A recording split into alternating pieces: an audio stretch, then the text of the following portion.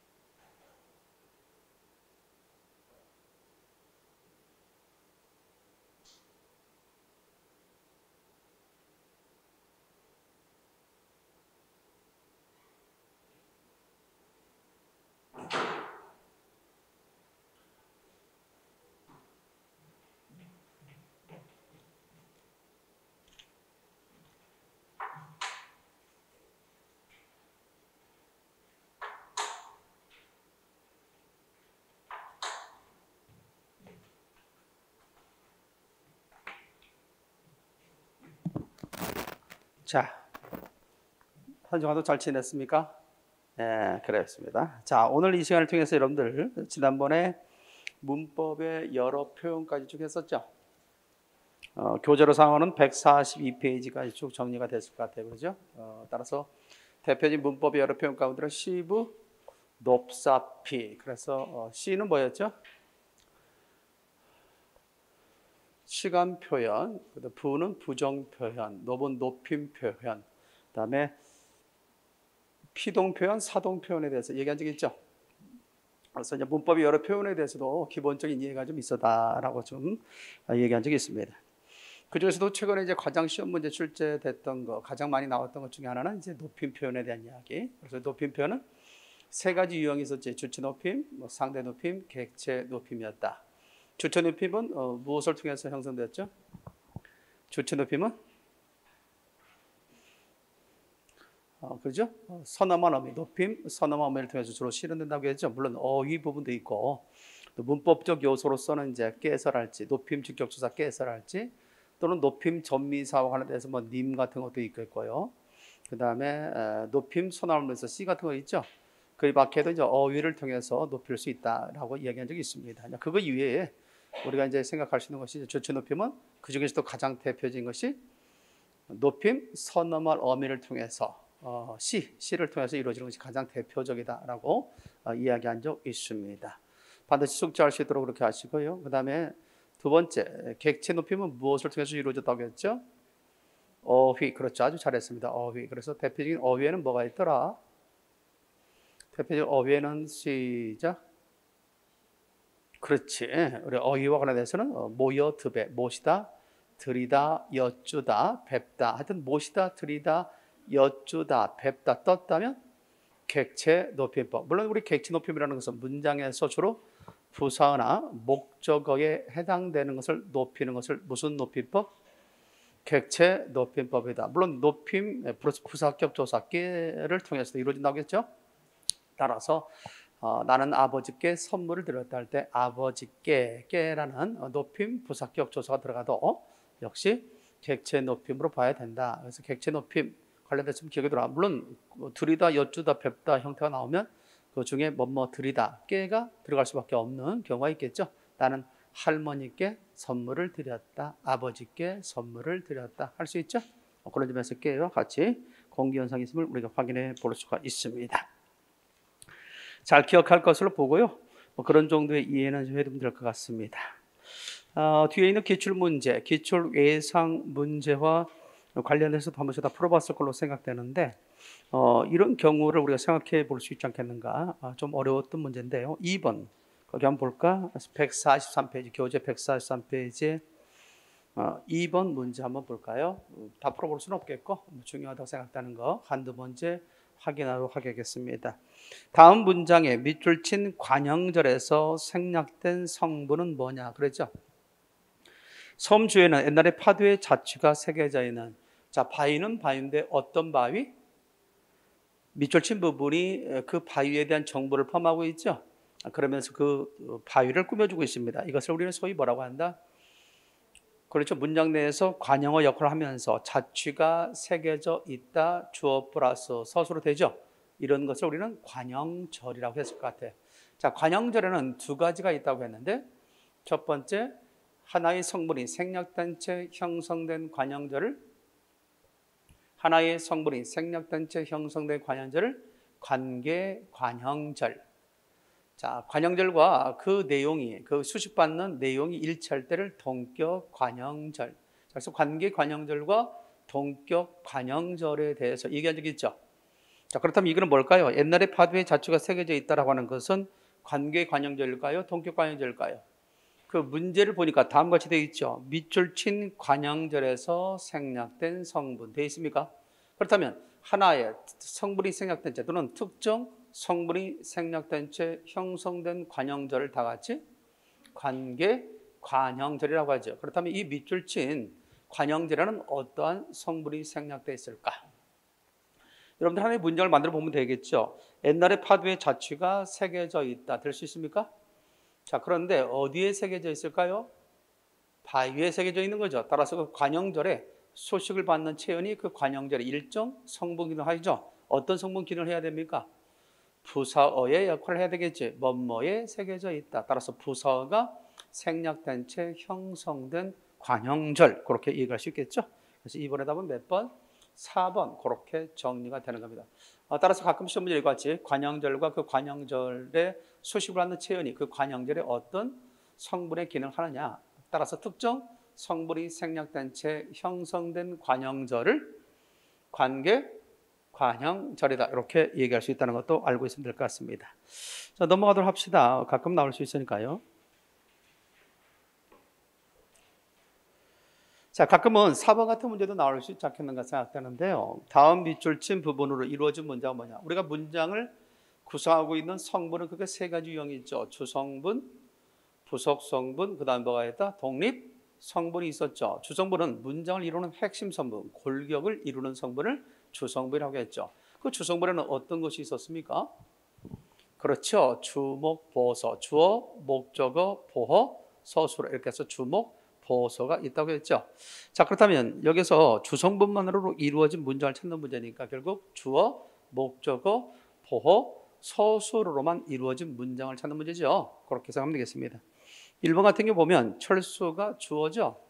대표로, 어떤 대표로 뽑혔다라고 하십니까? 대상이 나왔네요. 대표이다. 자, 그렇다면 부사어는 부속성분이죠. 따라서 1번은 주성분만으로 이루어진 문장을 볼 수 없겠죠. 2번 봅니다. 편지를 우체통에 넣어라. 그럴 때 편지를 목적어죠. 우체통에는 대상과 관련돼서 이건 뭐예요? 다같이 부사어죠. 넣어라, 서술. 이것도 역시 부사를 포함하고 있으니까 주성분만으로 이루어진 문장을 볼 수 없겠죠. 나는 작은 것이 아니다. 우리 국어에서 돼야 생각납니까? 이가 돼야. 그래서 복격조사 이와 가는 뒤에 용언이 뭐가 왔을 때만 아니다, 되다가 왔을 때만, 또는 되다, 아니다가 왔을 때 이와 앞에 가는 복격조사라고 했죠. 그러니까 그렇다면 나는 주어가 되는 것이고 작은 관형어 되는 거고 거인이 뭐가 돼요? 보어가 되는 거죠. 보어. 됐습니까? 거인. 그 다음에 뭐가 됐다? 아니다가 서술어죠. 자, 그렇다면 여기는 또 뭐가 들어있다는 점에서 작은이라는 말이 들어가 있죠. 관형어. 그러니까 이거는 부속성분이죠. 자, 그렇다면 문제 답은 4번이 되겠군요. 예술은 길고 인생은 짧다라고 되어 있죠. 결국 예술은 주어가 되는 거고 길고는 서술어, 인생 주어, 짧다 서술어죠. 따라서 주성분만으로 이루어진 문장. 그러면 이런 문제를 해결하기 위해서는 우리가 뭘 기억하고 있어야 돼? 주성분이 뭐냐? 부속성분이 뭐냐? 독립성분이 뭐냐? 이것을 좀 더 우리가 기억하고 있어야 된다라고 얘기할 수 있는 거죠. 참고해 두면 될 것 같습니다. 자, 그다음에 이제 우리가 기억할 수 있는 것은 뭘까요? 한번 더 생각해 보도록 하겠습니다. 9번 같은 문제도 한번 언급이 될 수 있겠죠. 밑줄침 문장 성분 중 목적어가 아닌 것은 그랬지 않습니까? 그러죠? 자, 이때는 대체적으로 목적격 조사가 붙은 목적어가 될 수도 있고요. 또는 목적격 조사 대신에 보조사가 붙어서 목적어 역할도 할 수 있겠고요. 또는 조사는 생략할 수 있다고 했으니까 조사가 생략된 채 목적어 기능할 수 있겠죠. 자, 1번 같은 경우 일단 기억해야 될 것은 목적어가 필요하냐, 필요하지 않느냐, 또는 부사어가 필요하냐, 필요하지 않느냐. 이것은 무엇을 통해서 알 수 있다? 우리 국어는 무슨 중심의 국어? 서술어 중심의 국어. 그러니까 서술어에 밑줄 치놓고 서술을 통해서 그 성분이 어떤 성분을 원하는지, 주어만 원하면 한 자리 서술어, 주어의 목적어나 부사어나 보를 원하면 두 자리 서술어, 주어 이외에 목적어도 원하고 부사어도 원한다면 몇 자리 서술어? 세 자리 서술어가 된다고 했죠. 따라서 우리 국어는 무슨 중심의 국어? 서술어 중심의 국어다. 서술어 중심 국어이기 때문에 서술어 자리수가 있다라고 하는 걸 기억해야 될 필요가 있겠습니다. 자, 상상하다 있지. 너는 뭘 상상하니? 할 수 있습니까? 따라서 이런 모습을 상상했다. 목적격 조사가 생략되어 있지만 목적으로 볼 수 있는 거죠. 이 책은 아직까지 내가 읽은 적이 없다. 나갔다. 내가 읽었어. 뭘 읽었을까요? 이 책을 읽은 거죠. 도치가 됐죠? 실제로 문장은 아직까지 내가 이 책을 읽은 적이 없다. 이렇게 돼야 되는데 도치가 돼서 앞에 빼다 보니까 마치 주어처럼 쓰였음을 확인해 볼 수 있는데요. 여기에서는 목적어 역할을 할 수 있습니다. 정부는 이번 조치에서 세제 혜택만, 자, 보조사가 들어가 있지만 강조하다 있죠? 강조하다. 뭘 강조하다? 세제 혜택을 강조하다. 따라서 목적어 역할을 하고 있음을 알 수 있죠. 따라서 보조사만이 목적격 조사를 대신하고 있다. 이렇게 생각할 수 있겠습니다. 시장과 권수는 관계서를 일반에게 공람시켰다. 뭐뭐에게 공람시켰다. 이때 이 얘기는 부사격 조사. 따라서 4번만 목적어가 아니라 부사어죠. 이렇게 해서 문제답은 몇 번? 4번. 그렇게 해서 정리할 수가 있겠습니다. 자, 가끔은 11번 같은 문제도 나올다고 했죠. 서술어 자릿수에 대해서 얘기한 적이 있으니까요. 서술어 자릿수, 한 자리 서술어, 두 자리 서술어, 그 다음 몇 자리 서술어가 있다? 세 자리 서술어가 있다라고 했죠. 자, 우리가 수요동사에 대해서 얘기한 적이 있죠. 수요동사, 주고받는 동사를 수요동사, 주다, 받다, 들이다, 바치다 이런 것도 있죠. 이거 외에도 뭐 넣다, 삶다, 간주하다, 이동하다, 옮기다 뭐 이런 단어들은 몇 자리 서술어? 세 자리 서술어라고 했죠.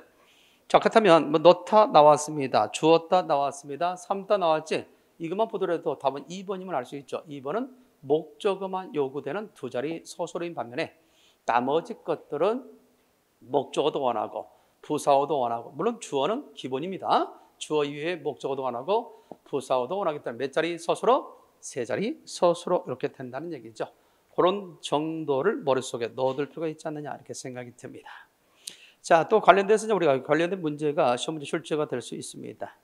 14번 문제로 갈까요? 146페이지에 14번 문제.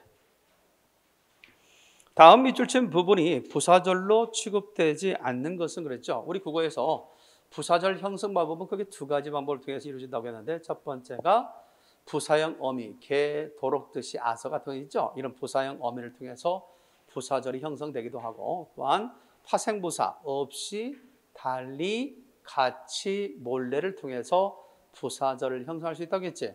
그러면 1번, 2번, 3번에는 뭐가 나왔어? 없이, 달리 나왔습니까?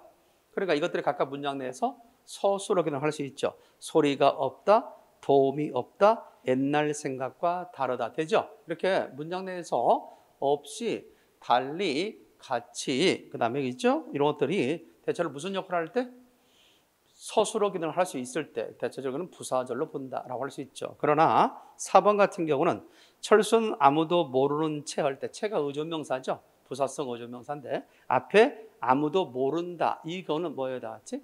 뒤에 채라는 의존명사를 꾸미는 관형절로 봐야 되겠죠. 따라서 4번만 관형절이고 나머지는 부사절. 따라서 절에 대한 기본적 이해도 우리가 가지고 있어야겠다. 없이, 달리, 같이, 몰래. 생각나요? 이 밖에 개, 도록, 듯이, 아서 이런 것까지도 같이 포함해서 기억해 두는 게 좋겠다고 생각했습니다.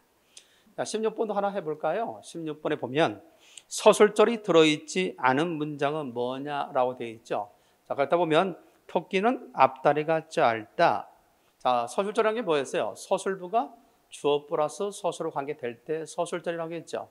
다른 절에 비해서 특정 문법 표지 없이 형성되는 절이 서술절. 예컨대 무슨 말이냐? 지난번에 배웠던 것처럼 명사절은 명사형 어미가 들어가 있지. 미음기. 부사절은 개도록 뜻이 아서라는 부사형 어미가 들어가 있죠. 관형절은 나라던, 니은이랄지, 니을이랄지 던 같은 관형사형 어미가 들어가 있었죠. 그 다음에 인용절은 라고나 고 같은 인용격 조사가 들어가 있지. 근데 서술절은 이와 같은 특정 문법 표지, 즉 어미나 조사 없이 형성되는 절이다라고 할 수 있습니다. 따라서 특정 문법 표지 없이 형성되는 절은 뭐냐? 시험 문제 나오면 뭐라고 찾는다? 서술절을 찾아야 돼요. 알겠죠? 자, 그러면 토끼는 앞다리가 짧다 했죠? 앞다리가 짧다. 자, 이것이 바로 토끼를 갖다 설명 중에 있는 말이죠. 이게 서술부예요. 서술부가 짧다. 뭐가 짧다? 앞다리가 짧다. 되죠? 다시 또 주어 플러스 서술로 되니까 무슨 절? 서술절이 되는 거죠. 두 번째, 순이는 머리가 길다. 마찬가지죠? 머리가 긴 게 누구예요? 순이죠. 그런데 길다. 뭐가 길다? 머리가. 또다시 주어 플러스 서술로 관계가 되죠. 서술절. 자, 아버지는 직장이 멀다. 멀다 주체가 뭐예요?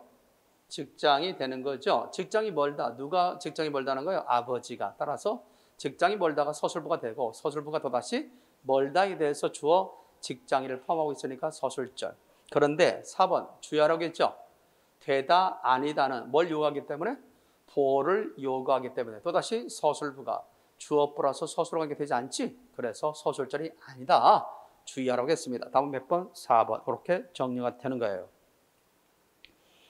자, 이렇게 해서 생각을 하면 되겠고요. 좀 약간 어려웠던 문제, 이거 기억나는지 확인하기 위해서 한번 풀어볼까요? 147페이지 18번 문제. 147페이지 18번 문제 한번 보면 다음 피동 표현 중 능동 표현으로 바꿀 수 없는 것은 이거 한번 배운 적 있을까요? 이것을 우리는 뭐라고 했냐면 탈행동적 피동. 시작. 탈행동적 피동. 기억나요? 기억나죠? 탈행동적 피동이다. 탈행동적 피동이라는 것은 뭐냐면 피동문의 형태는 있지만 그 피동문을 능동문으로 고칠 때에 동작조를 설정하기 어려운 피동문을 탈행동적 피동이다 라고 얘기한 적이 있습니다. 자, 예를 들어서 1번, 선지 1번을 보면 철수가 감기에 걸렸다 돼 있죠. 이것을 자, 걸리다 자체가 뭐가 됐어요?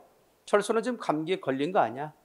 그렇죠? 그렇다면 이때 걸리다 자체가 피동사야. 그렇다면 이것을 능동문으로 고치게 되면 감기가 걸다, 감기가 철수를 걸다. 말 돼야 안 돼?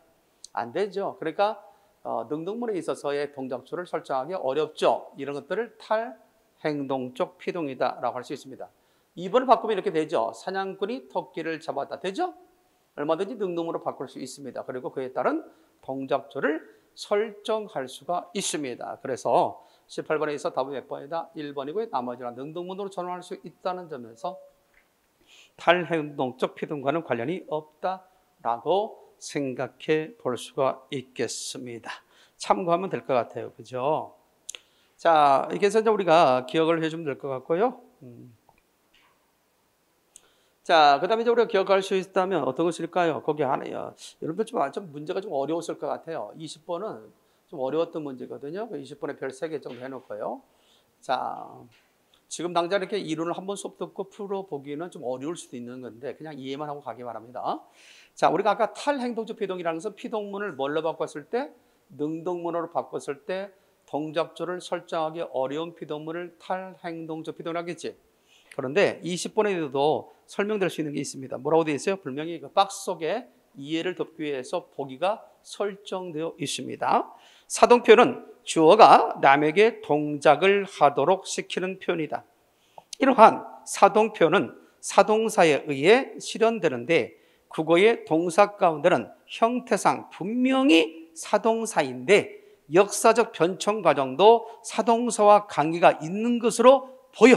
하지만 현대 국어에서는 사동사로 볼 수 없는 것이 있다라는 거야. 형태는 뭐지만 사동사야. 그리고 그 사동사이기 때문에 문장 구조도 사동문의 형태를 취하고 있어. 그래서 영락없이 뭘로 생각할 수 있어? 사동사라고 생각할 수가 있어. 하지만 사동사로 볼 수 없는 게 있다는 거야. 그걸 찾으라는 얘기입니다. 이해됐나요? 그러면 사동사는 뭐야? 시키다라는 의미를 갖는 게 사동사잖아. 그렇지? 자, 근데 1번 보면 우리 집에도 소를 갖다 먹인다 있어 없어요? 그렇죠? 근데 이것을 갖다 능동문으로 고치면 능동문이 아니라 주동문으로 고치면 소가 먹다. 소가 뭘 먹느냐라는 것도 문제가 될 수 있겠지만 소가 먹다 본래 의미에서 멀어졌죠. 그잖아요. 소가 먹다는 말도 아니잖아. 그렇죠? 또 그대로 타동사로서 먹다 타동사니까 소를 먹다도 안 되죠. 그렇지 않겠습니까? 소를 먹다. 만약에 우리 집에도 소를 먹인다라고 돼 있잖아. 누가 무엇을 먹인다, 먹게 한다는 얘기 아니야. 그러면 소를 먹다. 우리가 소를 먹다. 말 안 되죠. 그럼 이거는 뭐다? 분명히 사동문의 형태를 갖고 있지만 사동문이 아니라는 거지. 그래도 왜 그럴까? 이윤즉슨 먹인다가 먹다라는 중심 의미로 사용되지 않았음을 알 수 있다는 거지. 이게 무슨 말이냐? 우리 집에도 소를 사육한다. 말 돼야 한대요. 먹인다를 사육한다로 말 바꾸니까 말 되죠. 그러니까 이때 먹인다는 그대로의 사동적 의미를 갖고 있는 동사로 쓰인 게 아니라 사육하다로는 주변적 의미, 문맥적 의미로 사용됐음을 알 수 있다. 따라서 여기서 우리는 정리해 볼 수 있다. 사동사 형태를 갖고 있으나 그 사동사가 중심 의미가 아닌 주변적 의미로 사용됐을 경우는 뭐가 아니다? 사동문이 아니다 라고 하는 거예요. 그렇게 생각해도 돼요. 여기서 우리가 알 수 있는 먹인다는 사동사가 아니라 사육하다는 말이다. 알겠습니까? 따라서 본래의 중심 의미로 사용되지 않았기 때문에 사동사로 볼 수 없고 사동사로 볼 수 없으니까 1번 같은 경우가 사동문의 형태를 갖고 있다 할지라도 사동문으로 볼 수 없는 것이다. 이렇게 보는 겁니다. 알겠죠? 그래서 이것을 좀 더 세련된 말로 뭐라고 하냐면 거기다 써놔. 뭐라고 하냐면 이것을 사동문의 형태를 주동문으로 바꿀 수 없잖아. 그래서 이것을 소위 뭐라고 하냐. 사동문의 형태는 갖고 있으나 그에 대응되는 뭐가 없다? 주동문이 없다. 이것을 우리는 주동문의 공백이다 라고 그래. 뭐라고 얘기한다? 주동문의 공백.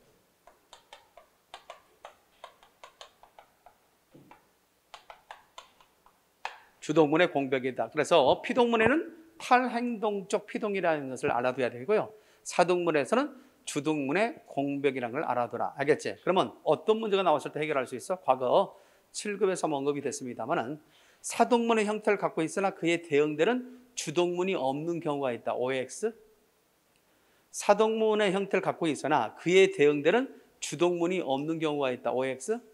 O라고 해야 된다. 이와 같은 것이 주동문이 없어요. 무슨 말 알겠죠? 자, 그렇게 되겠습니다. 자, 철수가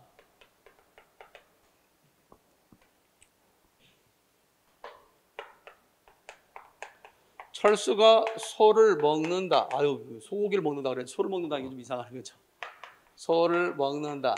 자, 그렇다면 이것을 소를 먹도록 해야 되겠죠? 시키는 이것이 사동문으로 고치면 어떻게 되겠어요? 사동문으로 고치면 새로운 동작조가 요구된다고 했죠? 새로운 동작조가 나와야 돼. 새로운 동작조 나오죠. 자, 누구에게? 철수에게. 소를 갖다 뭐 한다 같이 먹게 한다 해서 먹인다 나오죠? 그럼 이것이 사동문이에요. 자, 이 사동문의 형태를 갖다 뭘로 고치면 주동문. 사동에 대응되는 말은 주동이라고 했죠? 피동에 대응되는 말은 뭐라고 했죠? 능동이라고 했고, 능동의 대응 피동. 사동의 대응은 뭐다? 주동. 주동의 대응은 뭐다 같이? 사동이다 라고 얘기할 수 있습니다. 그렇게 알고 있으면 될 것 같은데, 그러죠? 따라서 우리가 얘기할 수 있죠. 능동에 대응되는 건 뭐라고 해야 되지? 피동이다. 사동에 대응되는 말은 뭐다? 시작. 주동이다. 알았지? 그래서 외울 때 뭐 이렇게 주사, 피동, 피능선다. 아니면 사주능피. 시작. 사주능피라고 하면 되겠지? 사주능피. 사주능피로 외우면 돼. 사주능피다. 사주능피. 헷갈릴 때 그렇게 알아두면 돼. 사주능피다.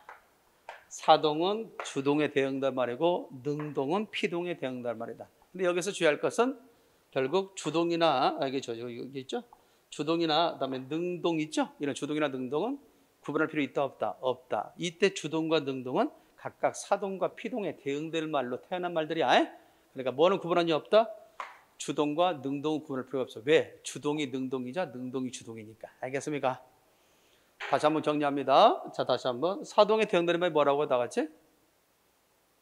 주동이라고. 능동에 대응되는 말은 피동이라고. 그럼 이때 주동이나 능동 구별할 필요가 없다고. 왜냐하면 능동이 주동이고 주동이 능동이니까 주동과 능동은 구별할 필요가 없어요. 각각 이 주동과 능동은 사동과 피동에 대응되는 말이다. 그러면 철수가 소를 먹는다 하면 철수가 제 스스로 먹는 거죠. 능동문이라고 할 수 있는 거야. 능동. 자, 철수가 소를 갖다 먹는다. 먹다의 주체가 누구예요? 철수죠. 그러면 여기를 주동이라고 하는 거야. 그러니까 주동과 능동은 구별할 필요가 없는 거야. 왜? 주동이 능동이고 능동이 주동이니까. 다만 대응되는 말로서 사동에 대응되는 것이 주동이고 그다음에 피동에 대응되는 게 능동일 뿐이야. 됐습니까? 그러면 이것을 피동으로 고쳐봐. 어떻게 되겠어요? 피동으로 치면 소가 누구에게? 철수에게 뭐한다? 먹힌다 하겠죠? 이게 피동이죠. 소가 철수에게 먹힌다. 이게 피동이고요. 뭐에 대해서? 철수가 소를 먹는다라고 하는 능동에 대해서 소가 철수에게 먹힌다. 소의 입장에서 보면 당했죠? 이게 피동이 되는 거예요. 이 피동의 능동이 뭐예요? 능동은 뭐예요? 소가 철수에게 먹힌다를 갖다 능동 바꾸면 철수가 소를 먹는다가 되는 거야. 알겠어요? 자, 그렇다면 철수가 소를 먹는다를 사동으로 바꾸면 어떻게 된다고 했어요? 새로운 동작주 있죠? 뭐 엄마가 또는 아빠가 할 수 있잖아. 아빠가 철수에게 소를 뭐한다? 먹인다. 자, 이것을 뭘로 고치면? 주동문으로 고치면 철수가 소를 먹인다가 되는 거예요. 됐나요? 그러니까 능동문이나 주동문은 같게 되는 거지. 됐지? 그래서 능동과 주동은 구분한다, 구분하지 않는다, 구분하지 않는다. 다만 사동에 대응될 말로 주동이 있는 거고 능동에 대응될 말로 피동이 있다라고 생각해 두면 될 것 같습니다. 정리됐나요? 그렇게 정리해 두면 될 것 같다라는 생각이 드는군요. 자, 그 정도만 좀 알고 있으면 될 것 같고요. 뭐 뒤도 문제가 있습니다만 하나 더 풀고 갈까? 자, 148페이지 24번. 자, 피동과 사동에 대한 설명으로 가장 옳지 않은 것은 그랬어요. 동사에 따라서는 사동사와 피동사의 형태가 같은 경우도 있다. OX. O에 대해서 얘기한 적이 있죠. 그래서 우리가 소위 안기다. 안기다가 피동사도 될 수 있고 뭐도 될 수 있다? 사동사도 될 수 있죠. 철수가 영희에게 안기다. 그럼 뭐가 돼요? 피동사도요. 안겨진 거죠. 근데 철수가 영희에게 인형을 안기다. 그럼 뭐가 되는 거예요? 사동사가 된다 그랬죠. 그래서 동사인 경우에 있어서는 사동사이자 피동사가 같은 형태를 갖고 있는 것들이 있다. 맞는 말이 되는 거예요. 여기 이해됐습니까? 참고해도 그것도 시험에 나올 수 있으니까요. 동사에 따라 사동사, 피동사가 같은 경우가 있다.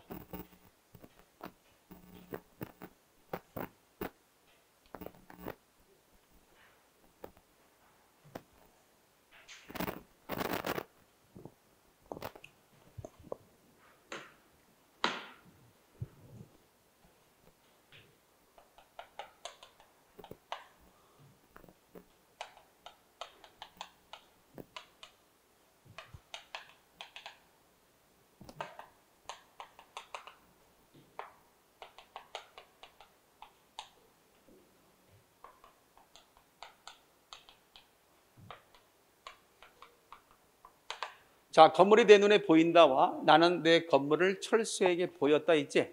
각각 이것의 기본형은 보이다. 보였다의 기본형? 보이다지. 같아. 일단 보이다 똑같단 말이야. 그렇다면 위에 것은 뭐가 되는 거예요? 건물이 내 눈에 보인다라고 하는 것은 보여지는 거죠. 따라서 피동이죠. 피동사가 되는 건데 밑에 나는 내 건물을 철수에게 보였다 있지? 보게 한 거죠. 그러니까 뭐요? 이거는 사동사가 되는 거죠. 사동사와 피동사가 모양이 같죠.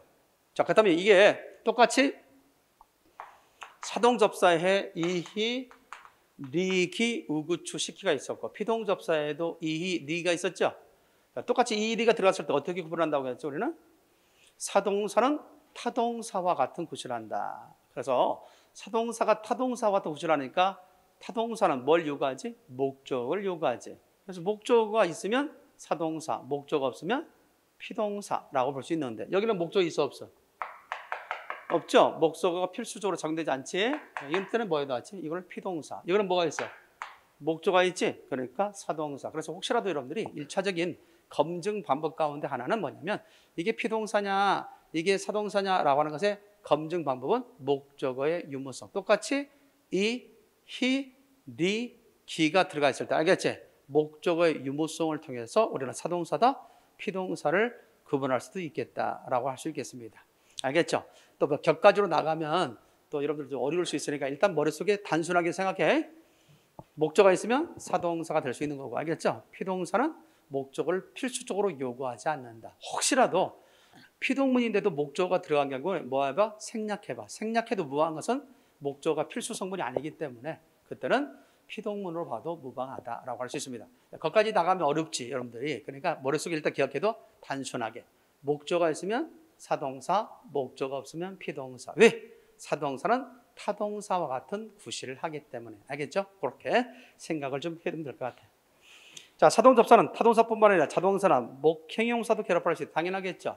옆에다 보면 우리가 먹다라는 말은 뭐예요? 먹다라는 말은 타동사죠. 뭘 요구한다? 목적을 요구하죠. 나는 밥을 먹다. 그럼 먹다는 타동사. 됐습니까? 먹다를 사동사로 만드니까 먹이다가 되죠. 그러죠? 먹이다. 자, 높다라는 말의 품사가 뭐죠? 높다의 품사는 형용사. 어떤 상태나 성질을 나타내면 형용사라고 했지. 자, 그렇다면 높다를 갖다가 뭘 바뀌어? 사동사로 만들어 봐. 그럼 뭐에다 했지? 높이다가 되죠. 코를 높이다. 코를 높게 하다 뜻이죠. 그러니까 대체적으로 타동사를 뭐할 시킬 수 있고 사동사로 만들 수도 있고. 알겠죠? 또는 우리가 뭘로 만들 수 있어? 형용사를 사동사로 만들 수 있죠. 자, 그렇다면 여러분들에게 질문 던져볼게. 먹이다는 파생어죠. 먹이다는 뭐다 같이? 파생어죠. 뭘 들어갔어? 사동접사 이가 들어가 있지.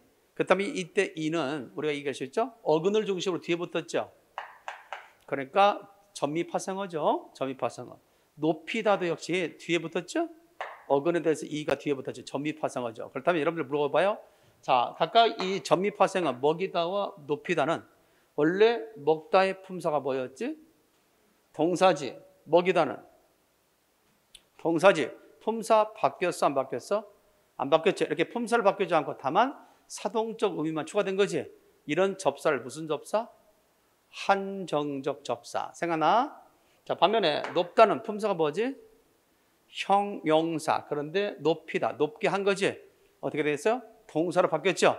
따라서 이때 이를 갖다 품사를, 즉 형용사였던 것을 동사로 바뀌겠지. 이것을 지배적 접사. 생각나? 품사를 갖다가 전환시키는, 품사를 바뀌게 하는 접사를 우리는 지배적 접사고, 뜻만 한정하거나 추가하는 접사를 한정적 접사. 이렇게 설명한 적이 있습니다.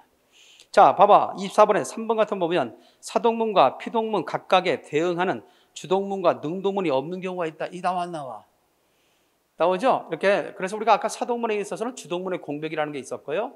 피동문에 있어서는 능동문이 없는 경우 있지. 이것을 뭐라고 했다? 탈행동적 피동이라고 했지. 그래서 3번을 이해하기 위해서는 아까 그와 같은 내용들을 이해하고 있어야 풀 수 있는 유형의 문제였다고 할 수 있죠. 자, 우리 사동문 같은 경우 어떻게 우리가 파생적 사동문에 대해서 이야기한 것 중 직접 행위 미침과 간접 행위 미침에 대해서 얘기한 적이 있어 없어요? 있죠. 우리가 파생적 사동문인 경우는 직접 행위 미침과 간접 행위 미침을 나타낼 수 있다고 했습니다. 자, 반면에 개하다를 통해서 이루어진 통사적 사동문인 경우는 간접 행위 미침만 나타낸다고 했죠. 자, 그래서 거기 보면 일반적으로 단형사동, 단형사동이라는 것은 파생적 사동을 단형사동, 짧은 사동이라고 하고 통사적 사동을 장형 사동이다라고 얘기한 적이 있죠. 그렇게 정리한 적이 있습니까? 없습니까? 있습니다. 그런 것도 잘 알아야겠죠. 자, 교재 보여주기 위해서, 확인하기 위해서 여러분들께 보여줍니다. 아마 체크해놨을 것 같은데 136페이지. 교재 136페이지. 136페이지 밑에 하단, 제일 밑에 날개단 하단. 날개단 하단에 보면 파생적 사동을 단형사동, 통사적 사동을 장형사동이라고 한다. 이렇게 돼 있어, 안 돼 있어? 돼 있죠?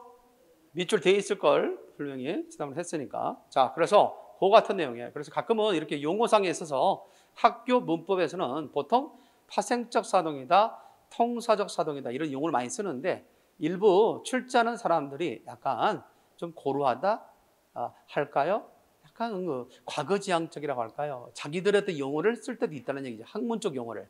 그럴 때 단형사동이다, 그다음 뭐다 같이 장형사동이다 이런 말 썼을 때 당황하지 말고 결국 단형사동은 짧은 사동으로서 접사를 통한 사동이 아닌 이것을 파생적 사동이라고 하고 계하다를 통해서 이룬 사동을 뭐라고 한다 같이 통사적 사동이다 라고 하는 것, 그 정도는 머릿속에 담고 있으면 되겠습니다. 자, 그렇다면 일반적으로 단형사동은 사동주의 직접행위는 물론 간접행위도 나타나는데 장형사동은 사동주의 직접행위만 나타난다. OX? X죠. 간접행위만 나타나죠. 통사적 사동인 경우는 간접행위만 나타난다고 했죠. 이렇게 살짝 바꾸는 것에 대해서 주의를 해둘 필요가 있다라고 합니다. 자, 너무나 많은 문제를 좀 여러분들 그것도 주요 문제를 풀어봤습니다만 또 문제만 많이 풀면 우리의 지식들이 너무나 고갈되니까 이 정도로 좀 확인만 하고요. 아무튼 배웠던 내용들을 머릿속에 잘 저장해 두는 것도 공부하는 하나의 과정이다라고 생각할 수 있습니다. 알겠죠? 배운 내용을 토대로 한다면 적어도 이 정도의 문제를 풀 수 있을 것이다 라고 생각되죠.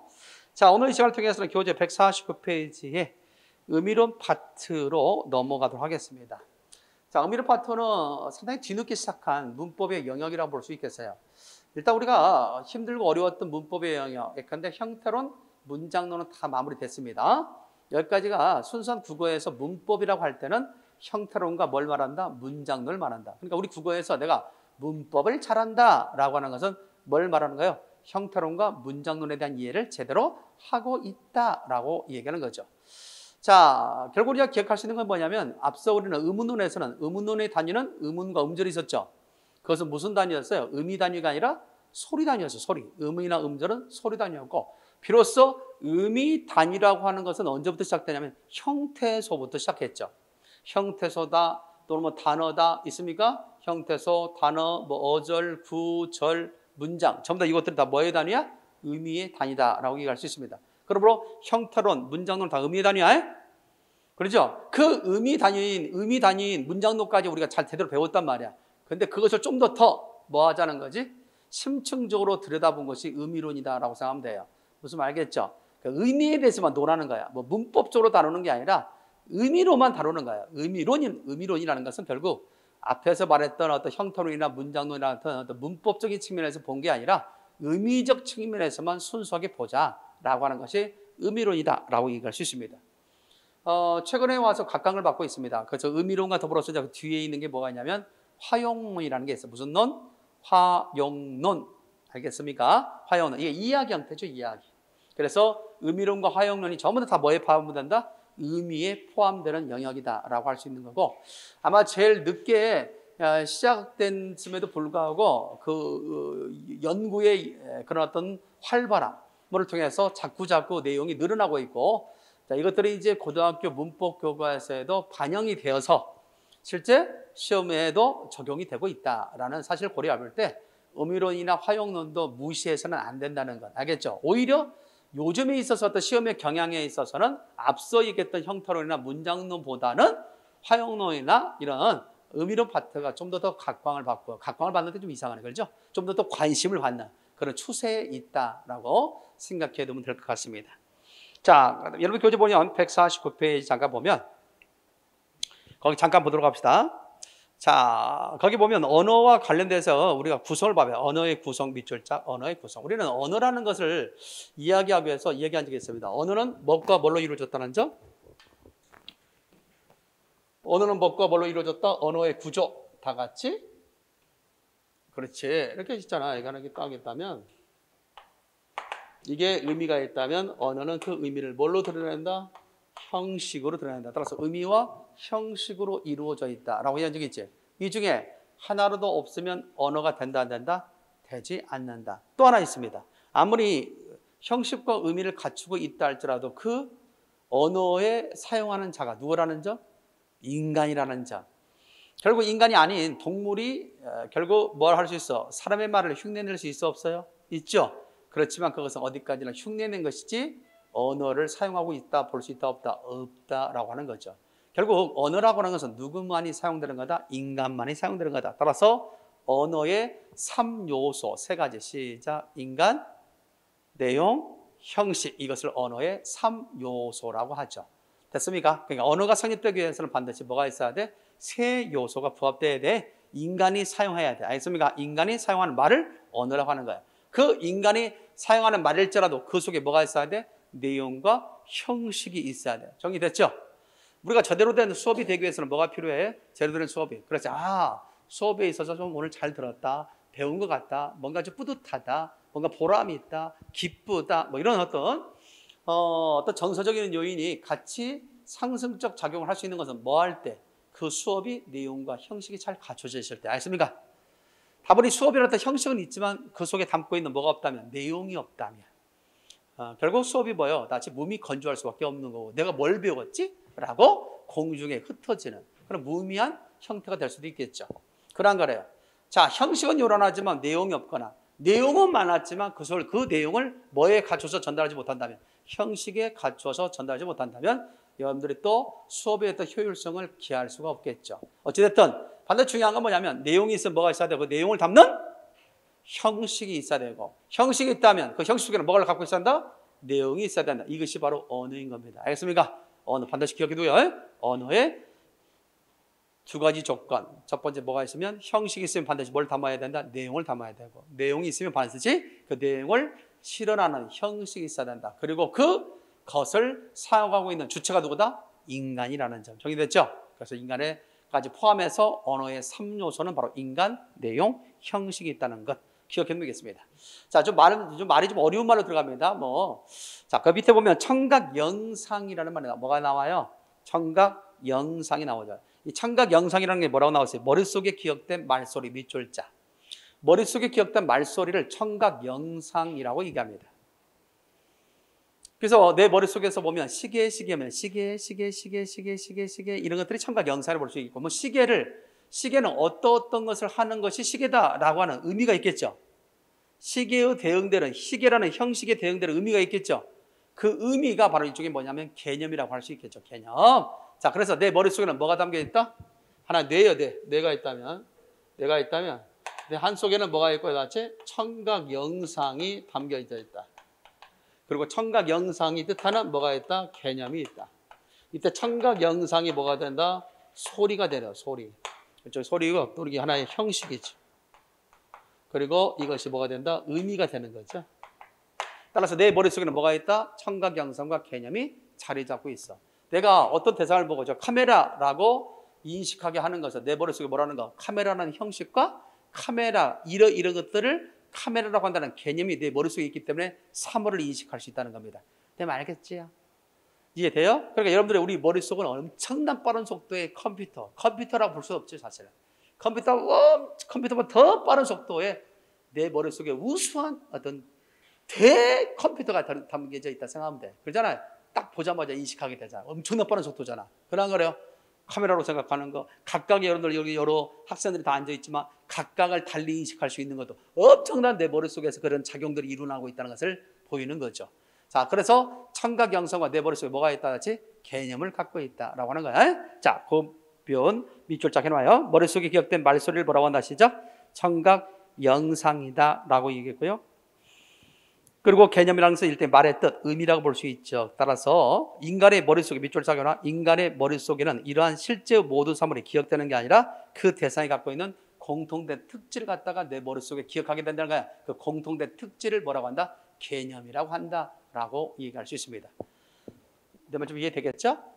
잘 정리해두기 바랍니다. 개념이다. 자, 그럼 언어의 지시성을 갖다 통해서 얘기합시다. 언어의 지시성. 말을 좀 복잡하게 하면 여러분이 어려울 테니까 가볍게만 간단하게 얘기하겠습니다. 이거에 따라서 또 뭐가 나누냐면 또 지설이 있고 지시설이라는 게 있고요. 또는 개념설이라는 게 있고 막 그렇게 나눠져요. 막 이런 것도 복잡하게. 지시설은 내가 말하는 것이 곧 그 대상을 그대로 가리킨다면 무슨 설 다 같이? 지시설이 되는 거고, 내 말하는 것이 실제 대상을 그대로 가리키는 것이 아니라 공통된 특질을 갖다 통해서 그 공통된 특질을 의미하는 형식을 통해서 대상을 지시한다. 이것을 개념설이라고 그래요. 자, 하나 물어보면 무슨 말인지 한번 잠깐 해볼까? 좀 말이 어렵죠, 여러분들. 자, 내가 책상이다. 이거 책상이다 할 때 이 책상이라는 형식이 이 대상을 그대로 드러난다. 그대로 가리킨다라고 부르는 게 지시설이야. 알겠어요? 그런데 이 세상에는 수많은 종류의 책상이 있지. 모양도 다르고 색깔도 다르고 용도도 다르죠. 그냥 그래요. 그런데 그것들 다 모두어서 다 뭐라고 그래? 책상이라고 하지. 그러면 우리가 말하는 이 책상이라는 형식은 이 대상을 그대로 가리키는 것이 아니라 공통된 특질을 갖다가 나타내는 의미인 형식을 통해서 이 대상을 지시하지. 그래서 이걸 개념설이라고 그래. 무슨 설? 개념설. 다시 한번 정리한다면 내가 말하는 언어가 그 대상을 그대로 가리킨다는 게 지시설. 내가 말하는 언어가 그 대상을 그대로 가리키는 것이 아니라 공통된 특질을 갖다가 드러내는 형식을 통해서 대상을 가리킨다. 이게 무슨 설? 개념설. 이렇게 얘기할다는 겁니다. 자, 지시설이 보고 개념설이 뭔지 알겠습니까? 앞에 우리 남학생 알아서요?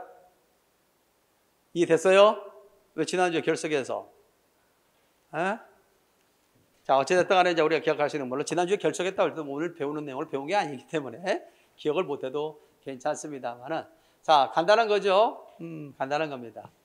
자, 이 세상에는 자, 저기 사람이 온다 할 때 그 사람이라는 말은 그 대상을 그대로 가리키는 말이 아니죠.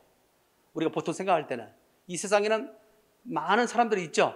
그런 것들을 우리 공통된 특질을 잡아서 뭐라고 그래요? 사람이라는 개념어를 통해서 지시하게 되죠. 사람마다 다 개별적인 특성이 있잖아. 사람마다 다 다르잖아. 근데 우리 뭐라고 그래? 사람이라고 하고 또 뭐라고 그래? 이 세상에 딸기, 내가 언젠가 얘기했을 거야. 딸기는 같은 모양을 가지고 있는 것이 하나도 없대. 근데 그런 것들을 모두어서 뭐라고 그래? 딸기라는 하나의 용어를 통해서 대상을 가리키게 되죠. 따라서 이때의 언어가 실제 대상을 그대로 가리킨다고 생각하면 이게 지시설이고, 그게 아니라 공통된 특질을 나타내는 말을 통해서 대상을 가리킨다가 개념설이라고. 오늘날 받아들이고 있는 것은 지시설보다는 개념설로 많이 받아들이고 있다. 지시설, 개념설. 좀 어렵지만 그런 용어적인 이해만 가지고 있으면 될 것 같고요. 자, 뒤로 넘겨봐요. 150페이지. 자, 150페이지 보면 실제 대상이 있는 경우가 있고 실제 대상이 없는 경우가 있어 없어요? 있죠. 자, 근데 우리가 뭐 사람이라는 있어, 사람. 청각영상, 이런 것을 우리는 사람이라고 한다 할 때 실제 청각영상도 있고 개념도 있어요. 내 머릿속에 청각영상도 개념도 있는데 실제 대상이 있다 없다? 사람, 나무, 빵, 버스. 예. 자, 실제 대상이 있어 없어요? 실제 대상이 있죠. 이건 실제 대상이 있는 거잖아. 그런데 사랑, 평화, 희망, 양심, 실제 대상이 있어 없어? 내 머릿속에 관계된 개념만 있는 거죠. 청각영상과 개념을 자리 잡고 있잖아. 그래서 거기 밑에 실제 대상이 없는 경우 있죠. 실제 대상이 없는 경우는 뭐까지 포함해서 조사나 어미 있죠. 조사나 어미, 문법 요소인 조사나 어미도 실제 대상이 없어. 그리고 희망, 양심, 사랑, 이것도 실제 대상이 없어. 관념어니까. 그래서 이 관념어나 조사 어미는 실제 대상이 없는, 다시 말해서 청각 영상과 개념만 있는 경우죠. 이것을 우리는 뭐라고 하냐, 일종의 추상어라고 그래. 뭐라고 얘기한다 하지? 추상어. 그다 써놔. 추상어. 청각 영상과 개념만 결부되고 실제 대상이 없을 때를 우리는 추상어라고 하고, 청각 영상과 개념이 결부되면서 실제 대상이 있을 때를 우리는 구체어라고 그래. 구체어. 그래서 첫 번째 뭐가 나올 수 있겠어? 혹시라도 뜬금없이 다음 중 청각 영상과 개념만 결부된 언어를 찾으러 나올 수 있지. 그러면 조사나 어미, 또 뭐 찾으면 되겠어? 조사, 어미, 또 추상어 찾으면 돼. 희망, 양심, 사랑, 평화, 이런 걸 찾으면 돼. 됐나요? 그렇게 해서 실제 대상이 있냐 없냐, 청각 영상과 개념만 결부되면서 실제 대상이 있으면 구체화가 되는 거고, 청각 영상과 개념이 결부됐지만 실제 대상이 없으면 추상화되는데, 여기에 조사나 어미도 이와 같이 실제 대상이 없는 거로 청각 영상과 개념만 결부된 언어로 본다. 그렇게 정리를 좀 해두면 될 것 같습니다. 자, 여기까지 해서 의미론에 대한 기초를 마무리하게 됩니다. 자, 그 다음에 이제 뭐가 나오지? 단어들의 관계가 나오죠. 여기서부터는 좀 더 내용이 좀 심플하게 우리가 정리할 필요가 있는 것들이거든요. 그래서 잠시 쉬었다 갈 테니까 쉬는 시간을 통해서 앞에 배웠던 내용, 의미론에 대한 어떤 개념을 정확하게 인지하고 가는 게 좋습니다. 일단 두 번째 시간에는 단어들의 관계랄지, 또는 또 뭐가 있으니까 단어들의 관계뿐이 아니라 또는 우리가 소위 보면 여러 가지 의미 변화의 어떤 원인, 이런 것들이 의미론 파트에 자리 잡고 있습니다. 바로 최근에 와서 시험에 잘 나오고 있는 파트다라고 얘기한 적이 있죠. 따라서 이 부분에 대한 이해가 반드시 요구된다. 쉬는 시간을 통해서 정확하게 이해해 두기 바랍니다. 쉬었답시다.